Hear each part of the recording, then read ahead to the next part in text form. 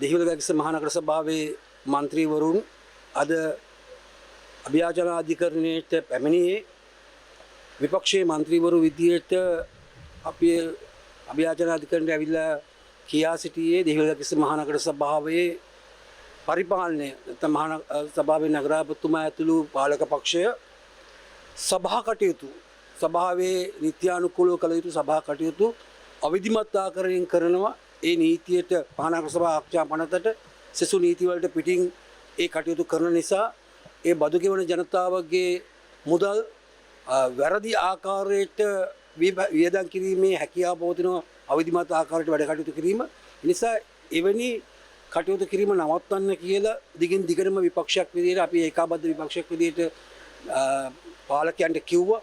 අවුරුද්දක් තිස්සේ කියලා ඒ අය නිසියාකාරව ඉෂ්ට නොකරන නිසා බැරිම තැන අපි අභියාචනකරණයට අපි ඇවිල්ලා ට්‍රීට් පෙස්සමක් ගොනු කරලා අපි ඉල්ලීමක් කරනවා.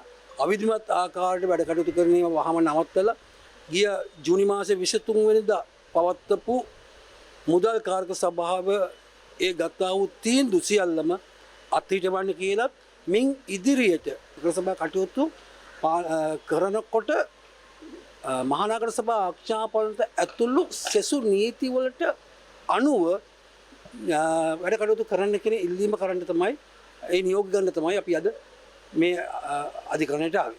අද අපි මේ අධිකරණයට පැමිණියේ වත්මන් NPP එහෙම නැත්නම් ජාතික ජන බලවේග පාලනය දෙහිවලගල්කිස්ස නගර සභා පාලන කටයුතු වලදී නගර සභා ආරක්ෂා පනත ඒ වගේම නීති රීති ඒ වගේම චක්‍රලේඛන උල්ලංඝනය කරමින් නොසලකා හරිමින් තනි මතයට එහෙම නැත්නම් ඒකාධිපති ක්‍රමයට තමන්ගේ බහුතර බලය පාවිච්චි කරමින් කටයුතු කරනවා.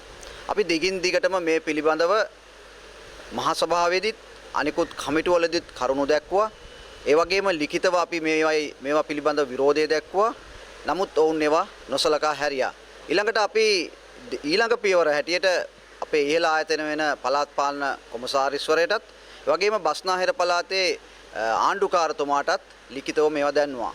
හැබැයි මේ හේකවත් නිවැරදි ප්‍රතිඵලයක් නොලැබෙන නිසා අපිට අවසානයේ යන්න සිදුුනේ අධිකරණයට. ඒ අනුව තමයි අපි තීරණය කරේ මේ කෝට් ඔෆ් ඇපීල් වලට ඇවිල්ලා පැමිණිල්ලක් ගොනු කරලා මේ අනීතික එහෙම නැත්නම් දරදඬු එහෙම නැත්නම් ඒකාධිපති ක්‍රමය නවත්තලා නගර සභාවේ ඒ අනපනත් නීති රීති රෙගුලාසි චක්‍රලේඛන අනුව ඉදිරි කටයුතු කරන්න කියලා. මොකද අපිට ඕන නගර සභාවක් හැටියට ඒ නීති රීති වලට අනුව ජනතාවගේ බදු මුදල් යොදවලා සංවර්ධන කටයුතු කරන්න. එහෙම නැත්නම් අපි මේකෙන් බලාපොරොත්තු වෙන්නේ නැහැ සංවර්ධන කටයුතු නවත්තන්න. මොකද සංවර්ධන කටයුතු උනත් සිදුවිය යුත්තේ නීති රීති වලට එහෙම නැත්නම් චක්‍ර ලේඛන වලට අනුව. හැබැයි වර්තමානයේ මේ PPP පාලනය ඒ කිසිවක් ගණන් නොගනිමින් හිතු මතයට තම තනි මතයට සමහරට නගරාධිපතිවරයාගේ තනි තීරණයට මේවා ක්‍රියාත්මක කරනවා. ඒ නිසා අපි ඒකට එරෙහිව තමයි අද මේ අධිකරණයට පැමිණියේ. අපි විශ්වාස කරනවා අධිකරණයෙන් අපිට සාධාරණ තීන්දුවක් ලැබෙයි කියලා.